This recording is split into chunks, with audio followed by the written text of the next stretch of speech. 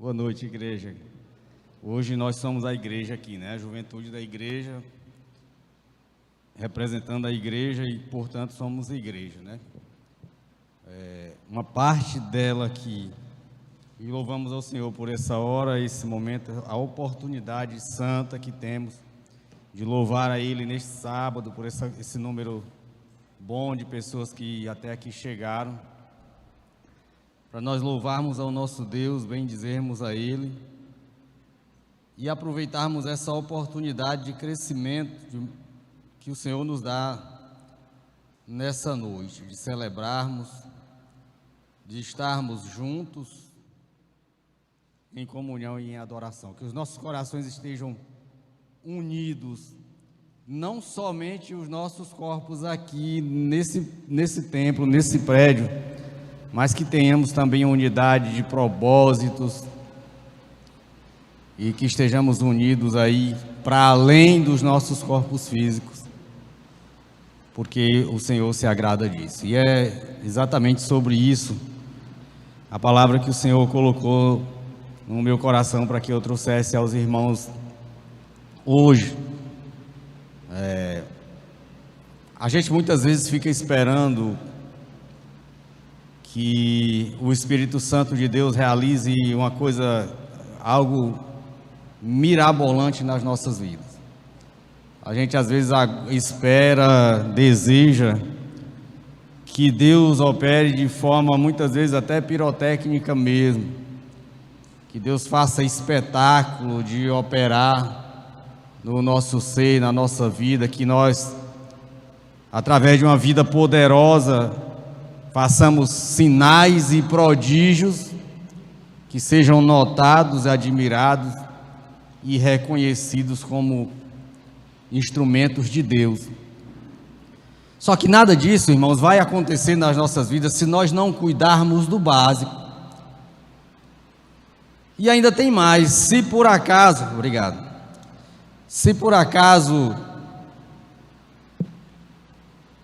de alguma forma, alguma coisa maior, sem que a gente cuide do alicerce, acontecer, o risco de desmoronamento é grande. Da mesma forma como um prédio desses, para ser construído com essa estrutura, com essa carga, com o peso que ele tem, ele precisa de um alicerce bem feito, de fundações firmes, porque caso contrário, se eu não fizer isso e erguer sobre o solo toda essa estrutura aqui, ela vai desmoronar a qualquer momento. Da mesma forma, nós temos que cuidar do nosso alicerce espiritual, para que quando Deus erguer o edifício, nós tenhamos alicerces para ser usados como instrumento dele. E eu pensando no que traria para os irmãos, eu perguntei ao irmão qual seria o tema, se teria algum tema específico. Ele disse que não, que ficaria livre. E aí eu passei a orar a Deus, e o Senhor colocou no meu coração para que nós refletíssemos nessa noite, irmãos, sobre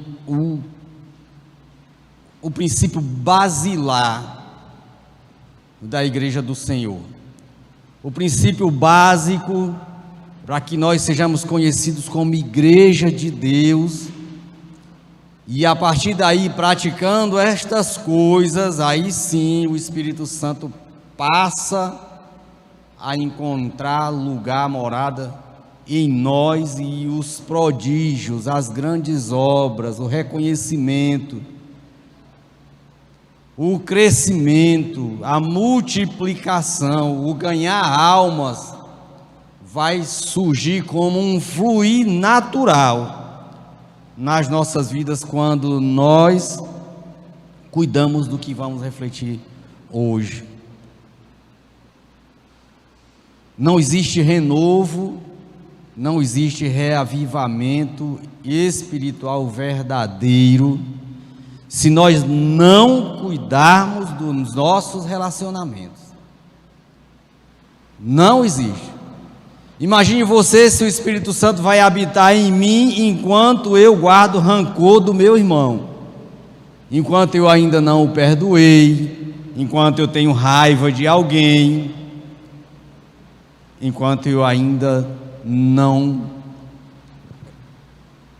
sou um praticante do perdão, enquanto eu não renunciar aos meus egoísmos e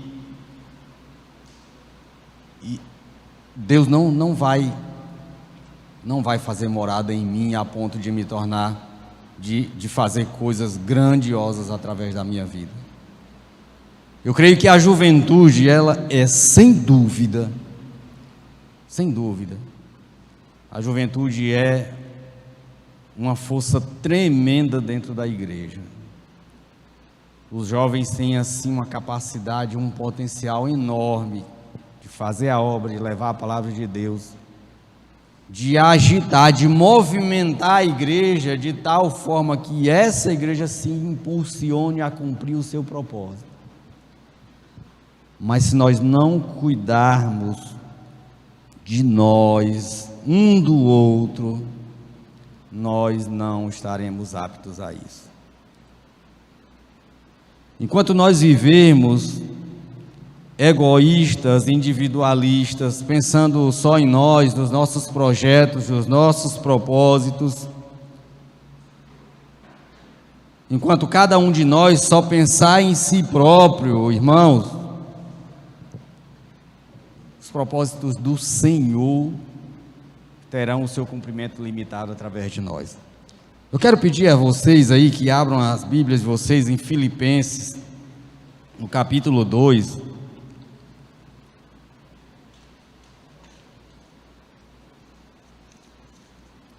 Filipenses capítulo 2, versículos de 1 a 4.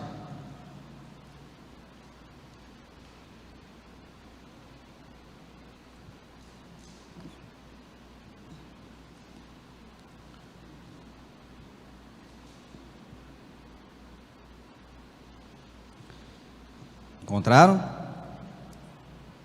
Filipenses 2, de 1 a 4.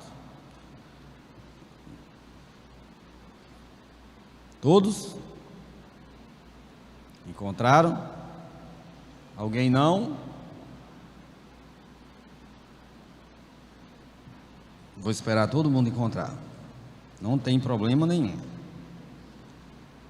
Não tem problema.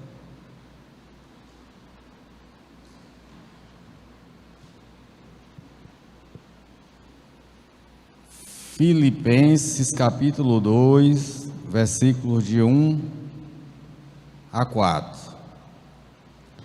O texto diz assim, se há, pois, alguma exortação em Cristo, alguma consolação de amor, alguma comunhão do Espírito, se há entranhados afetos e misericórdias, completai a minha alegria, de modo que penseis a mesma coisa, tenhais o mesmo amor, sejais unidos de alma, tendo o mesmo sentimento.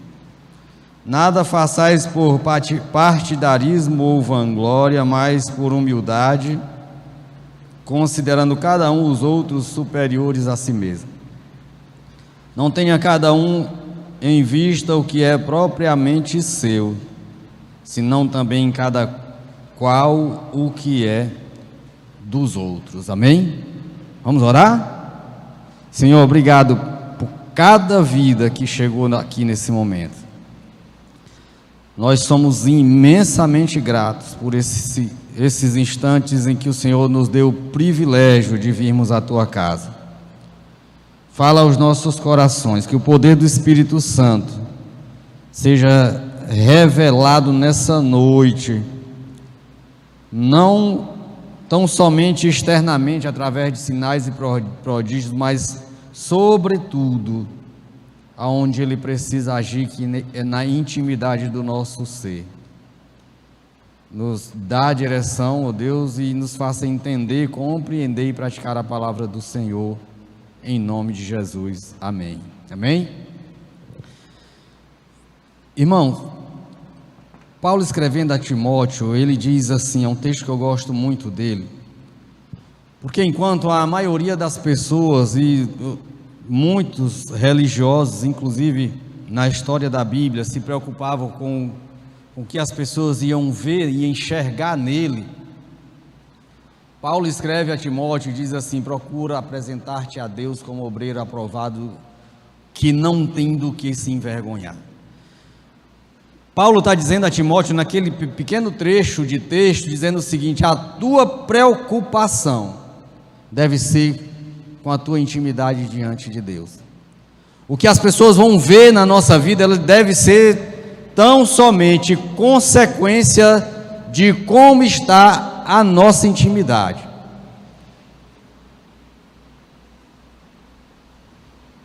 O que nós vamos transparecer, expressar, mostrar, o que vocês veem uns nos outros, deve ser tão somente aquilo que nós já tratamos com Deus, resultado que nós já resolvemos com Deus na nossa intimidade. A nossa preocupação exterior, de as pessoas verem o nosso comportamento, só serve para uma coisa: para que nós sejamos testemunhos vivos do amor de Deus. É só para isso que serve, irmãos. E para que isso seja feito de tal forma que as pessoas caiam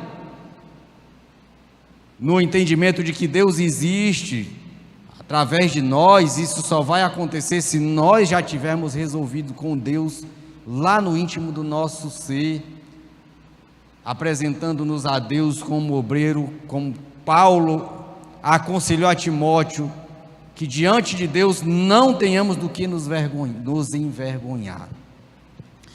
E aí, se tem uma coisa que é da vontade de Deus e que Deus não abre mão disso, é que nós, enquanto servos dele, filhos dele, irmãos, nós precisamos ter uma vida de unidade enquanto igreja de Deus. Se um repuxa para o lado, outro repuxa para o outro, um grupo vai para lá, outro grupo vai para cá, isso desagrada o coração de Deus, porque não há igreja na essência da palavra, verdadeiramente falando. Nós não somos igreja de Deus enquanto nós estivermos divididos. Nós não somos. Infelizmente a verdade é essa. Tratar os nossos relacionamentos, trabalhar o meu ser para que eu abra mão do egoísmo, do individualismo, para que eu pare de pensar só em mim, para que eu pare de defender só os meus interesses particulares, é um imperativo urgente, se nós quisermos ser verdadeiramente juventude de Deus, um pedaço da igreja que faz a obra e que é instrumento para ganhar vidas, para proclamar o nome de Cristo nessa comunidade onde estivermos. Irmãos, essas atitudes só trazem distanciamento quando eu sou egoísta e deixo isso prevalecer. É lógico que todos nós somos um pouco egoístas, eu não posso deixar que esse egoísmo atrapalhe a comunhão. Eu não vou dizer para os irmãos: não, eu não sou egoísta. Seria hipocrisia da minha parte. Eu não posso deixar isso atrapalhar a comunhão, porque essas atitudes de olhar para mim, para o meu próprio orgulho, elas provocam distanciamento entre as pessoas, elas provocam falta de perdão e bloqueiam fatalmente a comunhão entre nós. E a igreja precisa de comunhão, os jovens precisam, sobretudo, de comunhão. Eu achei muito legal Deus ter colocado esse tema para essa noite, porque ao invés da gente deixar para tratar disso só quando todo mundo tiver adulto, fica mais difícil da gente resolver os problemas que vão se acumulando ao longo do tempo. Se você fizer uma massa de cimento e colocar naquele canto ali, quanto mais o tempo passa, mais difícil vai ficar de eu quebrar aquela massa. Portanto, tem coisa que precisa ser tratada agora, urgente, nesse momento. enquanto ainda é mais fácil resolver. Então, juventude, Deus requer de nós como igreja que vivamos em unidade, que vivamos em comunhão, que vivamos em um só Espírito. A juventude precisa se determinar a ser um fortíssimo grupo de comunhão dentro da igreja. Um fortíssimo grupo de comunhão. Olhou para um, olhou para todos. Para onde um vai, todos irão. Todos unidos, juntos no mesmo propósito. Sabe o que acontece quando a gente está em comunhão? Nós nos fortalecemos. Eu, quando estou em comunhão com os irmãos, eu sou mais forte. Quando nós estamos juntos, de verdade, em unidade de alma, o inimigo não vem para cima da gente, não. Olha, até o leão, que é o rei da floresta, ele só ataca a presa, ele fica observando a manada, enquanto estão todos juntos. Já viram que o leão não vai atacar? Ele não vai lá, pode ser o animal, pense num leão e pense numa presa que seja mais frágil que você imagine. Uma presa de leão aí frágil, muito frágil, impotente. Mas enquanto aquela presa está em manada, ele não vai, ele espera ela se isolar para poder atacar. Quando nós estamos em comunhão, nós somos guardados uns pelos outros. Quando eu me separo, eu me torno presa fácil. Quando eu me isolo, eu me torno presa fácil. Por isso que Deus nos criou como igreja para vivermos em unidade. E viver em unidade, viver nessa comunhão que o Senhor planejou para nós, que só nos traz benefício, tudo que Deus planejou para nós é para o nosso bem. E a comunhão não é diferente. Viver a comunhão, irmãos, requer que vivamos o amor uns pelos outros. Irmão, se eu venho com esse papo de amor, isso está ultrapassado, isso é coisa de coroa, já passou do tempo. Se nós quisermos ser igreja, no sentido verdadeiro da palavra, se nós quisermos se nós quisermos ser além de um mero ajuntamento de pessoas que se reúnem aos domingos, aos sábados e às terças-feiras, talvez, nós temos que fazer o que a palavra de Deus ordena. E a palavra de Deus ordena que nós devemos amar uns aos outros. Amar uns aos outros nos faz bem para nós e faz bem para quem testemunha, para quem vê e presencia o nosso testemunho de amor. Jesus Cristo falou muito bem disso em João 13:35, quando muitos dos religiosos da época talvez achassem que o que marcaria um servo de Deus fosse atitudes, sinais, prodígios, tempo de oração, orar nas praças, jejuar, expulsar demônios, cantar, louvar, pregar a palavra. Jesus Cristo chama os seus discípulos para a realidade e diz assim em João 13:35: nisso conhecerão que são minhas testemunhas, se vos amardes uns aos outros. A marca mais forte que vai fazer com que as pessoas vejam em nós servos de Deus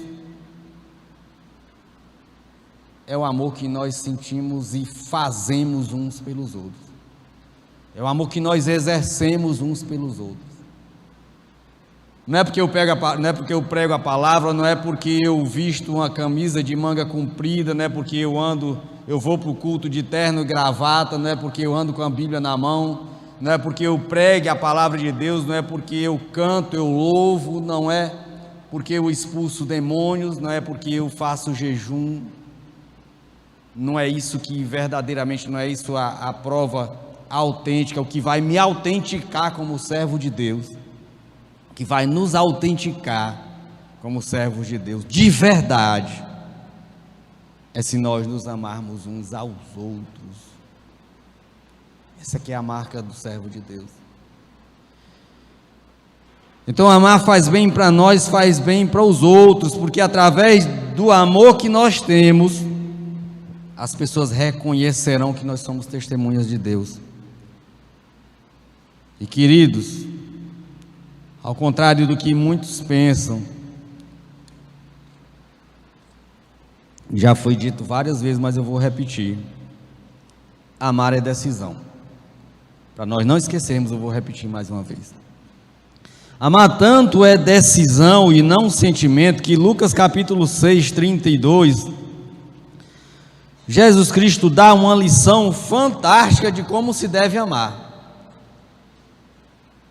Jesus Cristo tira dos seus ouvintes e de quem lê a palavra de Deus após isso, depois de escrito aqui, tira a ideia, a concepção errada de que amor é um sentimento que flui naturalmente no coração de quem ama. Amar não é um sentimento que flui naturalmente no coração de quem ama. Eu só amo se eu quiser. O amor verdadeiro, ele acontece por decisão. Eu amo porque eu quero amar alguém. Eu quero amar o meu irmão, eu decido amar. Amar é o amor verdadeiro que Deus ensina na Bíblia, é algo que eu tenho as rédeas sobre ele. Irmão, mas eu estou gostando de uma menina, eu tenho certeza que é amor e não foi porque eu quis. Não é desse amor que a Bíblia quis. Eu estou amando sem querer. Não foi porque eu quis, aconteceu. De repente eu estava apaixonado, amando. Esse não é o amor que a Bíblia fala de um amor que eu resolvo amar, eu quero amar. Olha só esse.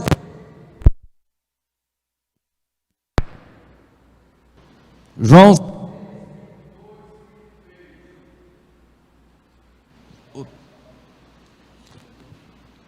Oi, só.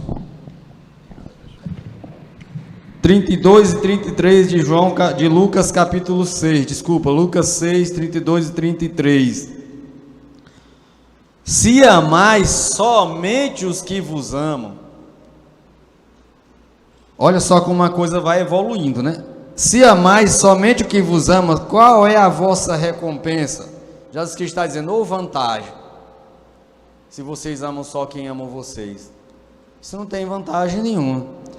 Porque até os pecadores amam os que os amam.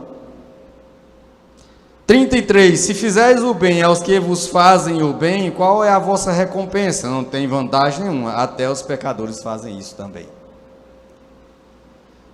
Jesus está dizendo assim, irmãos, nós precisamos nos amar por decisão e não por sentimento. Eu vou amar o irmão porque eu decidi amá-lo, independente dele me amar também, eu me fazer o bem, eu vou fazer o bem para ele.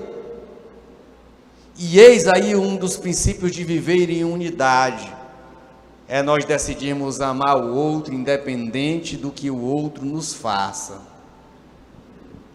Alguém já disse isso para você? Quem foi que já ouviu isso? Levanta a mão. Levanta a mão, sinceramente, quem já ouviu isso aí que eu estou falando? Que amar é decisão e independe do que o outro me faça. Amar é uma decisão e não depende do que o outro me faz. Viver em comunhão é necessário que pratiquemos esse amor por decisão. Porque senão no dia que um de vocês olhar com a cara feia para mim, eu vou dizer, ele não gosta de mim, eu vou deixar de amar ele, magoou, vou ficar beiçudo, deixo de amar o irmão, deixo de viver, bloqueio a comunhão. Então, jovens de Deus, amar é uma decisão que independe do que o ser amado me faça. Independente de quem eu amo me faz, eu o amo do mesmo jeito, porque estou decidido a amá-lo. Quer dizer, irmão, que fulano vai me magoar e eu não vou sentir, não. Você vai ficar magoado também, mas vai continuar amando, vai perdoar e vai continuar amando. A convivência, ela traz desafios, e viver em comunhão não significa dizer que não significa vivermos em perfeita harmonia, sem nenhum revés nos nossos relacionamentos, muito pelo contrário, significa estarmos decididos a apararmos as nossas arestas e a consertarmos as nossas diferenças quando elas aparecerem. Não se consegue prosperar como cristão se não tiver amor nos nossos corações. Não tem. Eu serei um crente capenga se eu não exerço amor. Eu serei um crente capenga se eu não vivo em comunhão com meu irmão. 1 Coríntios capítulo 13 fala de um amor fantástico, desse amor.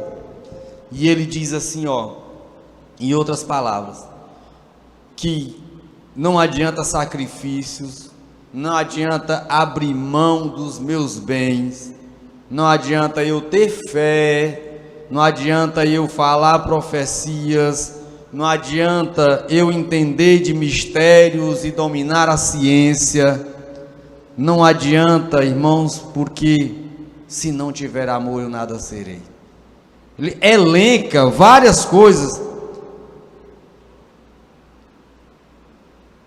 e depois no final ele diz assim: se não tiver amor eu nada serei. Não adianta eu decifrar os mistérios, não adianta eu ter o conhecimento da ciência, não adianta eu profetizar, não adianta eu ter fé ao ponto de mover as montanhas. 1 Coríntios capítulo 13 diz isso aí. Nós temos um personagem na Bíblia, um jovem como vocês, que ele é uma prova viva disso aqui que a palavra de Deus está dizendo. O texto do capítulo 13 de Coríntios diz que não adianta mistérios nem ciência, se não tiver amor nada serei. O que traz poder para a vida de um cristão, irmãos, é o amor que existe, que ele pratica na vida dele. José não se tornou, ele não caiu nas graças de Faraó, e nem se tornou um homem poderoso no Egito, não é porque ele decifrou os mistérios do sonho de Faraó, não é. É porque José é um homem que havia decidido amar. José é um homem que expressava amor através da sua vida. José era um jovem que amava incondicionalmente. Quer ver 2 exemplos? Quer ver? Quando a mulher de Potifar tentou José, que ele negou, resistiu às seduções daquela mulher. O que a palavra diz que José falou a não aceitar se prostituir com aquela mulher? Eu não poderei cometer tamanha maldade contra o meu Deus e o meu Senhor. Por que José fez isso? Porque ele amava a Deus e amava a Potifar. Quer ver outro exemplo? Todo mundo aqui sabe, se não sabe vai ficar sabendo, que José, quando ainda bem novo, foi traído, vendido pelos seus irmãos, porque os irmãos tinham inveja de José, tinham medo que ele se tornasse dominador sobre eles. Eles foram para os campos pastorear, e os irmãos o venderam para uns ambulantes que passavam, que o levaram até o Egito. Chegaram em casa com uma roupa suja de sangue, eles mataram um cordeiro, pegaram o sangue, sujaram a roupa de José com esse sangue. Chegaram em casa inventando uma mentira para os pais de José, dizendo: olha, uma fera do campo pegou José, matou, devorou, morreu, enquanto que eles tinham vendido José. Coisa horrenda, né? Mas tamanho era o amor de José, e isso lhe tornava poderoso, que quando veio a fome, que os seus irmãos e o seu pai vieram pedir socorro no Egito, quando ele já era governador, talvez muitos de nós aproveitassem aquela oportunidade para dizer assim: olha, o mal que vocês me fizeram, agora eu vou retribuir. Vou deixar vocês morrerem de fome, porque vocês me venderam de forma cruel, me apartaram dos meus pais, me mandaram para essa terra. E agora eu sou poderoso e não vou me render a vocês. Mas sabe o que foi que aquele jovem fez, irmão? Diante daquela tamanha maldade, daquele ato cruel que os irmãos lhe fizeram, a palavra diz que quando José reencontrou os seus irmãos, ele os abraçou, chorou copiosamente e os perdoou. Glória a Deus. E os perdoou. José não teria sido o homem que foi se ele não tivesse perdoado seus irmãos. José não teria sido a bênção que foi não só para Israel nem para o Egito, naquela época foi para a humanidade, se ele não tivesse amado a Deus e ao seu Senhor, e tivesse se quedado às seduções daquela mulher. Então, amar é muito mais do que sentir. Quem ama não busca os seus próprios interesses. Quem ama não busca os seus próprios interesses. É por isso que muitas vezes nós criamos barreiras de comunhão entre nós, barreiras de unidade. Nós não conseguimos ser unidos porque os nossos próprios interesses estão à frente de qualquer coisa. Nosso orgulho, a nossa vaidade, quando eu me sinto afrontado, ferido no meu orgulho, no meu ego, eu não consigo abrir mão disso, porque isso é o meu interesse. Isso quebra, rompe, bloqueia a unidade entre nós.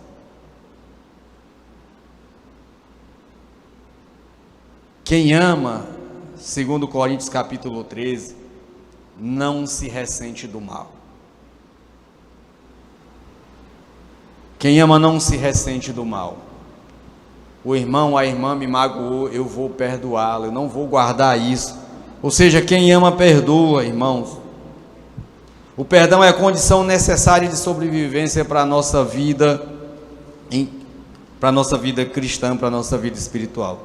Para que tenhamos uma vida espiritual saudável que agrada a Deus, o perdão não é opção, ele é uma necessidade, é algo que sem ele não temos como ter comunhão com o próprio Deus.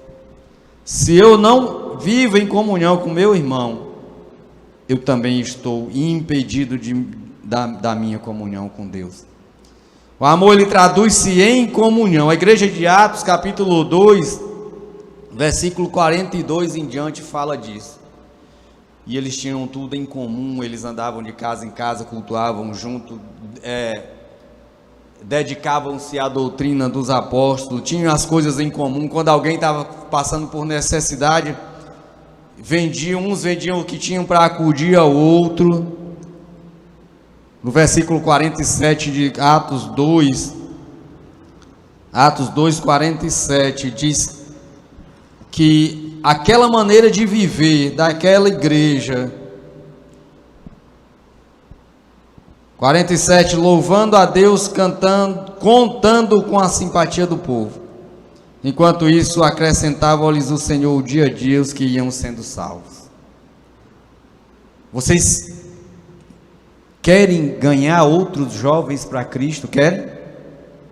Querem ou não querem? Querem ganhar outros jovens para Cristo? Encher essa união de juventude de outros jovens que precisam ouvir a palavra de Deus, precisam do amor de Cristo. Sabe qual é a melhor maneira de nós alcançarmos isso?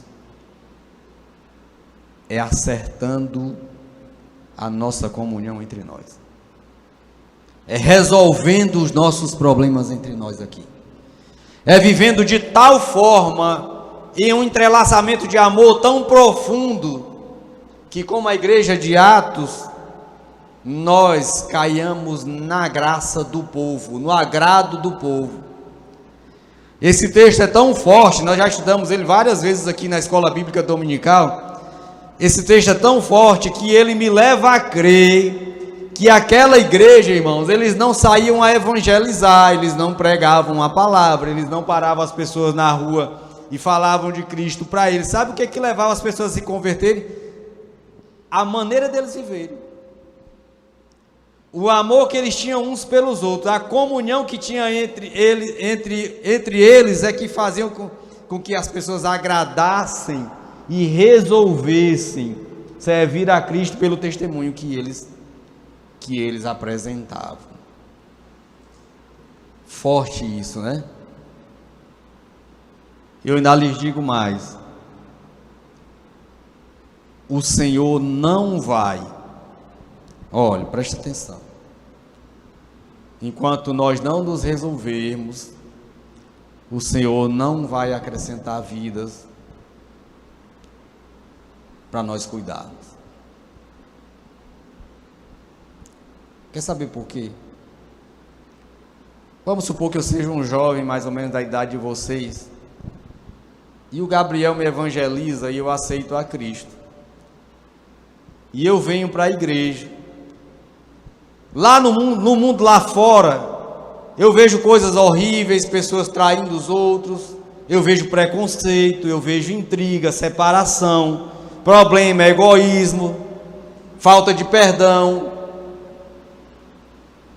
Aí o Gabriel prega a palavra para mim e diz assim: olha, Cristo é amor, Cristo, você precisa ser...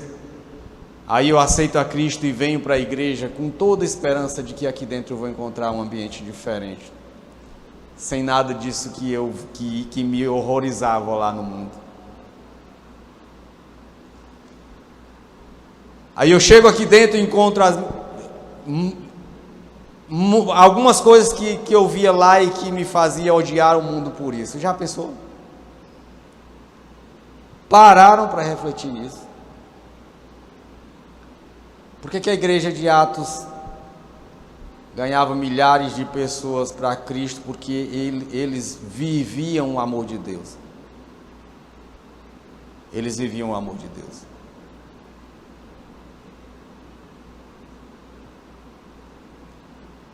A igreja vivia em perfeita comunhão, caía no agrado do povo, e por isso o Espírito Santo operava poderosamente.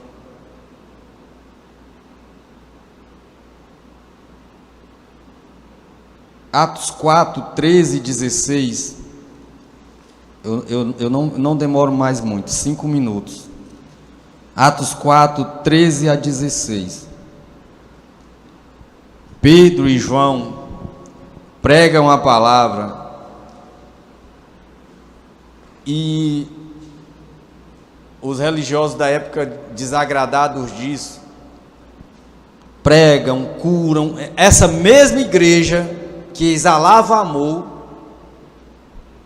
né? Eles pregavam, curavam, ou seja, o poder do Espírito Santo estava com eles, porque eles viviam o verdadeiro amor de Deus e tinham comunhão entre si. E Pedro e João foram levados ao Sinédrio porque proclamavam o amor de Deus, falavam de Cristo, operavam curas em nome de Jesus, e aquilo desagradava os religiosos, e eles queriam impedir que eles pregassem o Evangelho. O meu sonho é que nós sejamos igreja um dia dessa forma aqui. Capítulo 4, versículo 13. Ao verem a intrepidez de Pedro e João, sabendo que eram homens iletrados e incultos, admiraram-se e reconheceram que haviam eles estado com Jesus. 14.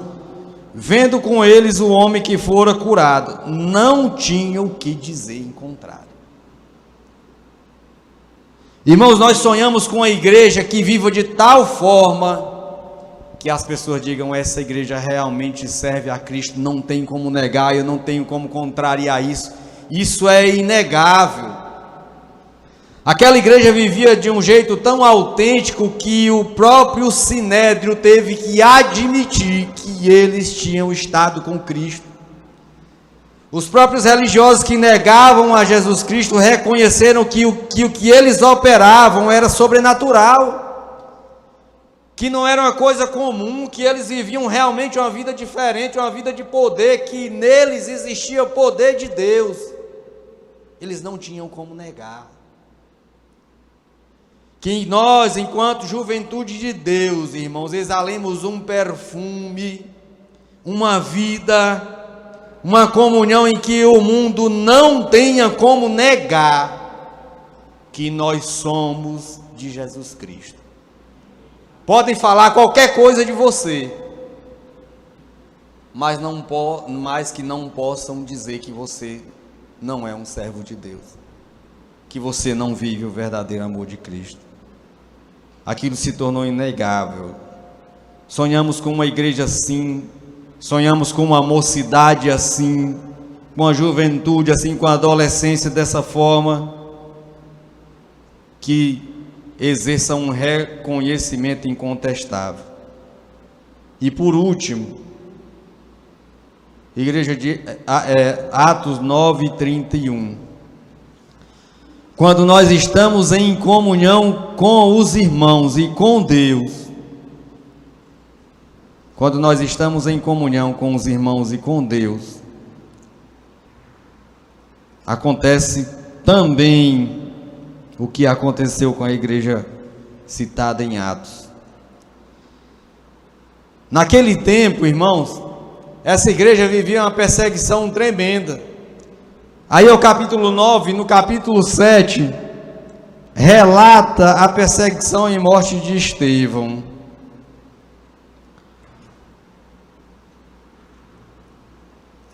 O capítulo 8 fala em Paulo desejando perseguir e matar os cristãos. Só que aí Paulo se converte. Mas o próprio capítulo 9 fala que Paulo, após ser convertido, vivia sendo perseguido porque os judeus queriam o matar.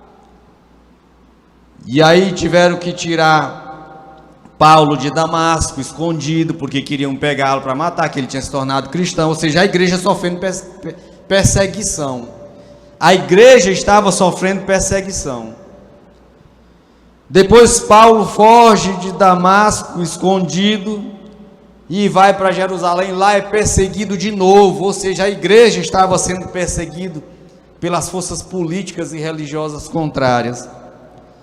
Mas impressionante,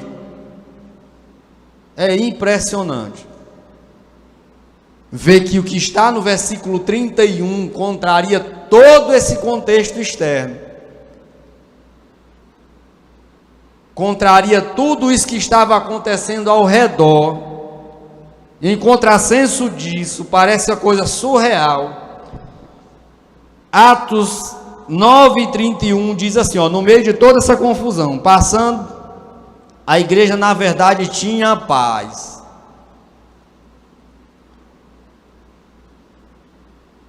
Por toda a Judéia, Galiléia e Samaria, edificando-se e caminhando no temor do Senhor, e no conforto do Espírito Santo crescia em número. Ué, irmão, o senhor não acabou de dizer e ler aqui que era problema, era perseguição, mataram Estevão, depois Paulo se converteu, perseguiram Paulo para tentar matá-lo, ele teve que fugir escondido, e agora o texto está dizendo que a igreja tinha paz. Impressionante isso, né? Sabe por que isso é impressionante? Porque todo aquele contexto externo que era hostil para a igreja, todo aquele contexto externo era anulado, deixava de existir diante do nível profundo de comunhão que aqueles irmãos tinham uns com os outros. O mundo podia estar desabando lá fora, a igreja perseguida, cristãos sendo presos, mas internamente, irmãos, a igreja tinha comunhão e por isso ela tinha paz. E essa paz proporcionava com que a igreja crescesse em número.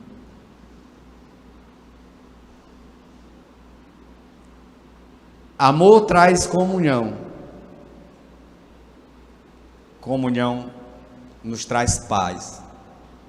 Na igreja, amor, paz e comunhão tem como consequência natural o crescimento.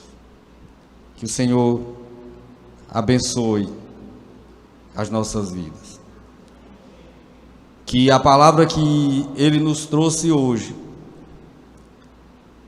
avance além do nosso intelecto, do que os nossos ouvidos ouviram, e toque no nosso espírito, para que de uma forma determinada nós escolhamos viver em comunhão, em amor, perdoando aqueles que nos ofendem, nos desfazendo de toda mágoa, para que assim, irmãos, nós possamos proclamar o Evangelho ao mundo, que as pessoas vejam Cristo em nós, e que sem dizer uma palavra, nós possamos expressar o amor de Deus onde nós estivermos. Amém? Que o Senhor abençoe. Vamos orar? Obrigado, Pai, pela Tua palavra tão preciosa, tão rica. Obrigado por esses jovens tão valiosos diante do Senhor. Cuida da vida de cada um, Senhor, o Senhor conhece. Nós somos incapazes, eu sou incapaz de sondar a mente e o coração de cada um, mas o Senhor, nesse momento, está a conhecer o que se passa no íntimo de cada um deles. Portanto, Pai, recebe as nossas vidas, mais uma vez nós te pedimos, ó Deus, que no poder do Senhor possamos estabelecer comunhão verdadeira entre nós, amor, perdão, que possamos, Senhor Deus, lançar fora todo rancor, toda mágoa que porventura exista, seja na igreja, seja fora dela, seja em casa, seja com um amigo, um colega de aula, com um colega de trabalho. Que os nossos corações sejam trabalhados, moldados, lapidados pelo Senhor Jesus, para que expressemos o Teu verdadeiro, grande, único e poderoso amor. Graças te damos, Senhor Deus, nós agradecemos em nome de Jesus. Amém.